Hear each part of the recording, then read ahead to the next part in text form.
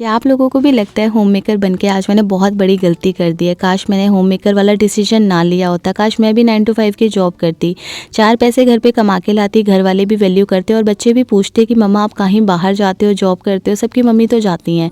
तो आप लोगों को अगर ये वाला क्वेश्चन बार बार दिमाग में आता है ना, तो ये ज़रूर सोच लीजिए कि आप अपनी उस पढ़ाई, उस डिग्री, उस सारे इन्वेस्टमेंट की जो आपने पढ़ाई के लिए करी है, उससे आप अपने घर को कितने ईजिली मैनेज कर पा रहे हैं।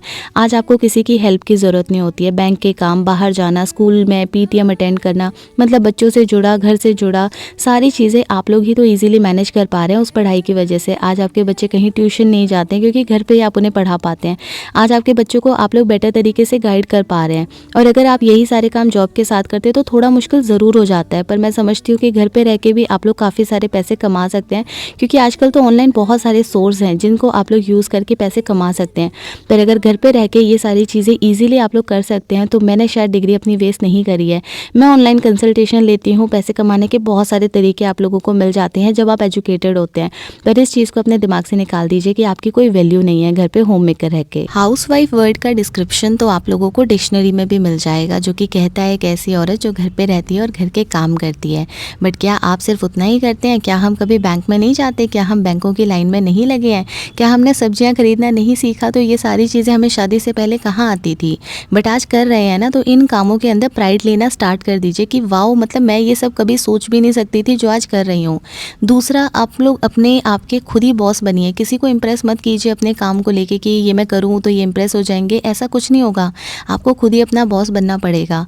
और तीसरा, अगर आप लोगों ने ये सोचा कि बच्चों के ऊपर सबसे ज़्यादा फोकस कर लेते हैं, बच्चों की ग्रोथ होनी चाहिए, हमारा तो होता रहेगा, तो ये सबसे बड़ी गलती है हमारी। बच्चे ग्रो कर जाएंगे बहुत अच्छे से, बट हम लोग वहीं रह जाएंगे। तो अपने जिम, योगा, एक्सरसाइज, जो आपका रूटीन है उसे बना के रखिए, उसे फॉलो करते रहिए।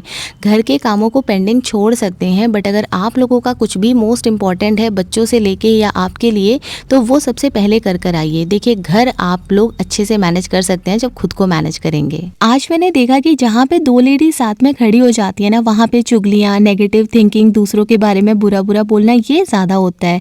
और हम लोग ना पॉजिटिव चीज़ें दूसरों के बारे में सोचना तो क्या, एकदम सुनना भी पसंद नहीं करते हैं। तो अगर आप लोग इस तरीके के नहीं हैं, आपको चुगली करना, नेगेटिव सुनना, सोचना नहीं पसंद है, और आप लोगों को लगता है उन्हीं थॉट्स के साथ जब आप अपने घर पर आते हैं तो वही सारी चीज़ें आप लोग अपनी फैमिली के साथ करते हैं या सोचने लग जाते हैं, तो इससे तो ज़्यादा अच्छा होगा कि जहाँ पे आप लोगों को ऐसा कहीं सुनने को मिल रहा है तो आप लोग वहाँ से फटाफट निकल लीजिए। और अगर आप लोगों की सोच ऐसी है कि आप लोगों को पॉजिटिव सुनना और सोचना पसंद है, तो कहीं पे ऐसी बातें हो रही है ना लेडीज़ के बीच में, चाहे कहीं पे भी, टीवी पे, तो वहाँ पे ना आप लोग 2 मिनट ज़्यादा लगा के उन चीज़ों को सुन लीजिए, क्योंकि जो हमारा थॉट प्रोसेस होता है वो ऐसा ही है, जैसा सुनेंगे वैसा ही हम लोग सोचेंगे और करेंगे। तो पॉजिटिव चीज़ें आप लोग अगर सोच के अपने घर को अच्छे से मैनेज कर पा रहे हैं ना, तो वो बहुत ही अच्छी चीज़ है। हमारी बॉडी वैसे ही हार्मोन रिलीज़ करती है। अपने ऊपर ध्यान देना, अपने बच्चों और अपने फैमिली के ऊपर ध्यान देना, ये सबसे ज़्यादा बड़ी अचीवमेंट है।